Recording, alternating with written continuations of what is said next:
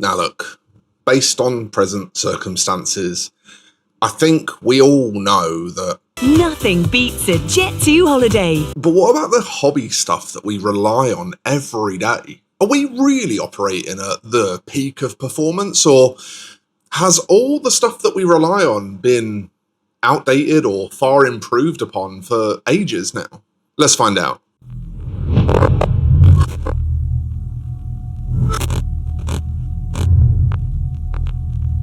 Look, as miniature wargamers, and yes, that includes you 40k players, no matter how much you insist it's the Warhammer hobby, not the miniature wargaming hobby, we buy a lot of crap, don't we? In fact, it's kind of sort of part of our culture, whether it's as a source of embarrassment or, far more worryingly, a source of pride.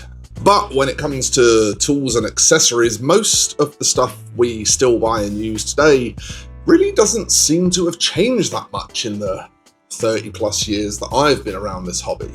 And that could just mean that the code is cracked, there's nothing further to improve upon, it ain't broke so it don't need fixing.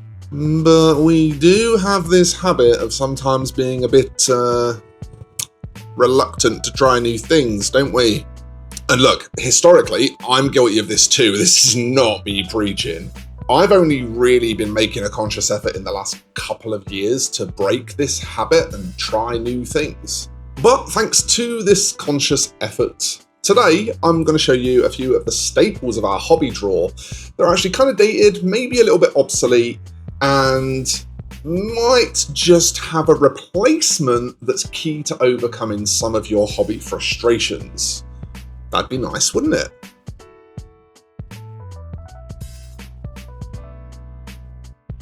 Right, this is a normal pair of nippers. You've seen these before. These are actually God hands as well, so not like their shit in terms of quality, but even God hand themselves will tell you, if you really want to experience nipping at its finest, the final form if you will, you're gonna need to get yourself some single blade nippers. This one here, this is just a cheap Temu pair. This blue handled set is a slightly more expensive set made by a company called Steady.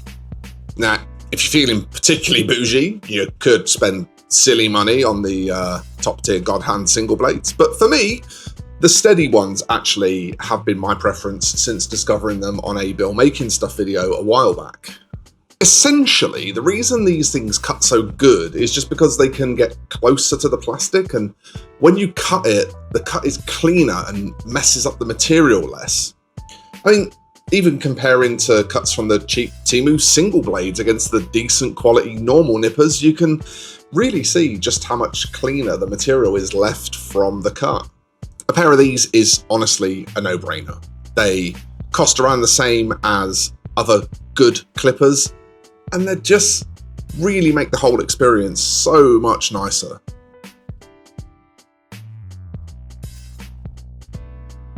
So, glue.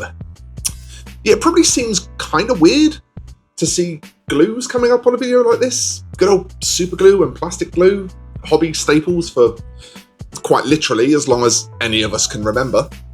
But well, they suck, so just throw them away. Throw them away, because they're terrible. Because you see, these glues are black. And that's important, because unlike clear glues, if the glue is black, it's really easy to see where it's going, where there's going to be excessive squeeze out, where you might have obscured your details with a bit of glue. And this makes them so much easier to clean up because, well, they're very visibly different to the material that the miniature's made of. As a super special bonus, the black CA glue is also a special flexible formula, so it's just as strong as your normal stuff, but it's actually way more shock resistant too, which means less broken stuff.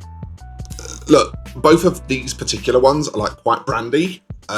They cost more than I normally spend on either super glue or plastic glue, but for me, I find I use less of them, so it's probably worth it.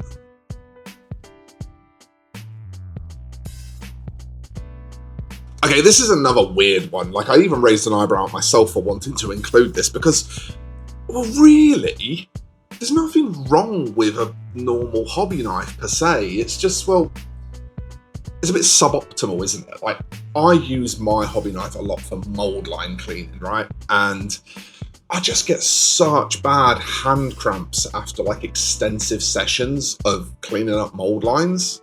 But these little narrow bladed knives that I've discovered recently, well, they are just the titties. And I would like to explain why. So here's the thing. When you operate a normal hobby knife, you normally have either like the cutlery grip or the finger spine grip. And they both get really uncomfortable really quickly. With these narrow blade knives, and again, this one just happens to be from Steady, they're designed to be used with a traditional, like a pen grip. And you know, that grip was sort of developed over time to maximize comfort and control. So if you're anything like me, the vast majority of your knife use these days is probably mold line removal. But that said, banging through a whole army without hand fatigue sounds really nice to me. So whilst of course I do still own normal blades for like bigger cutting jobs that I occasionally do, I'm finding that my everyday knife use is entirely the little skinny blade guy now.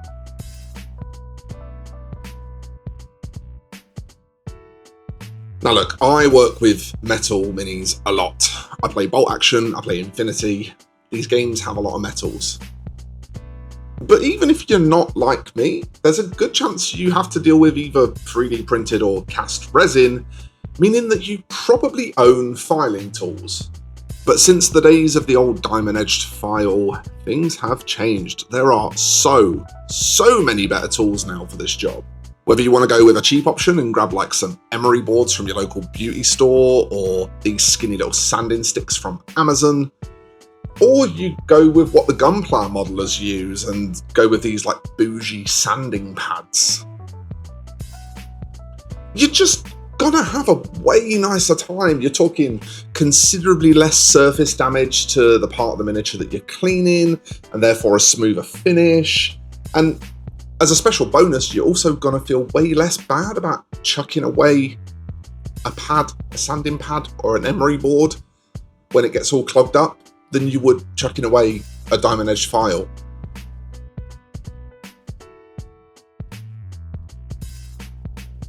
We all know that when washers landed on the scene, what, 25, 30 years ago now? They kind of changed the game for like most of us.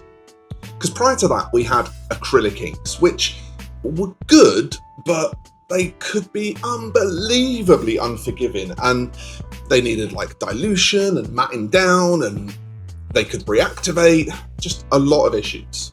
But in the year of our Lord, 2025, we are in fact going back to before washes even existed, because enamels and oils are like all the rage, baby. Not only are these products so much easier to use than normal washes due to how low their surface tension is, which makes them seek out cracks like a dog with a cold, but a little bit of white spirit can actually be used to completely erase them, or just move them around a bit, or thin them on the model, even to a degree blend them. This increases the control you have over them by a silly amount compared to normal washes, and honestly unlocks like a bunch of cool techniques that can only really be done with these type of media. Like, example off the top of my head, most of the cool streaky weathering that you see folks doing on vehicles, yeah, that's oils and enamels. And with this one more than all the others, there might be like a bit of a fear factor standing between you and buying some of this stuff and giving it a try. But, well, look, a bottle of good quality decorator's white spirit, or even artist white spirit, is like a couple of quid. You can get tubes of alright oil. I mean, this Windsor stuff that I use, 3 or 4 quid a tube. It's really a very low barrier to just give it a try and see how it improves your miniatures. So yeah, times change, and I think as much as it might be a bit uncomfortable sometimes, it is important for us to move with them and try new things as they become available to us. So much of the stuff that we take for granted, considered staples, has honestly probably had an update since the last time we bothered to check. For me, anything that makes life easier, takes away stress, takes away costs, takes away discomfort, effort, any combination of the above really, it makes it worth a look. I mean, look, I only covered like a small cross-section of stuff that I could think of in this video whilst not wanting to make it too long.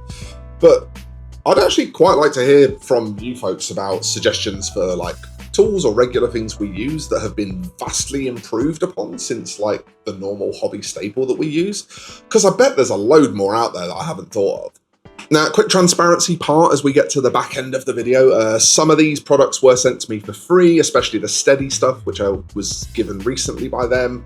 Others I paid for out of my own dime. And I mean, I think you can see in the video, you know, I've tried to give them all a fair shake regardless of whether I paid for them or not. So with that said, obviously I've put some links down below, and a lot of them are going to be either affiliate links or track links. So if you think any of this stuff can improve your hobby, you know, give it a go. Using those links will help the channel, and if it's something that you think you'd do anyway and genuinely get a benefit from, you're basically helping the channel for free. Of course, don't forget to give the video a thumbs up, and if you're new here, then obviously pop me a sub, and when the end credits come up, check the screen because it will suggest another video to you that YouTube thinks you will enjoy. But until then, thank you so much for watching, folks. I'll see you in the next one, and bye-bye for now.